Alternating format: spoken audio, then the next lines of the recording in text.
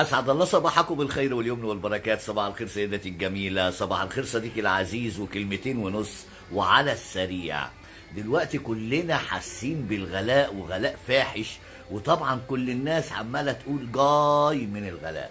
انما تعالوا من ناحية تانية بقى، تعالوا في وسط الغلاء ده وطن الحديد ب40,000 جنيه و35,000 جنيه، وفي الأرياف وفي الصعيد وفي كل البلاد اللي اتفتح فيها المباني الناس بتبني. يرزق البعض من البعض وهو غني عن البعض، خد بالك من الكلام. في وسط الغلاء ده والمصايف ما شاء الله ترش الملح ما ينزلش من الناس. يرزق البعض من البعض وهو غني عن البعض، رب العالمين، مش كده ولا ايه؟ يبقى احنا بنقول الناس اللي عماله ترد وقاعده ترد والعيشه والغلاء طب ما تبص حواليك الدنيا يا اخي، انت ما بتبصش ولا ايه؟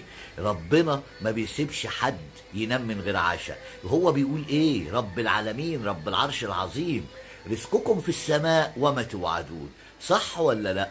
يعني اللي هتلاقيه ما بيشتغلش بياكل وبيشرب وعايش، اللي هتلاقيه يعني مرتبه ضعيف والدنيا تعبانه بياكل ويشرب وعايش.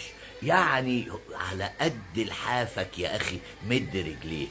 بطلوا رط بقى الناس اللي عماله ترط دي. بص حواليك الدنيا ماشيه ازاي وبعدين اتكلم. يعني بلاش بتتكلم كده وخلاص، اصلي واصلي واصلي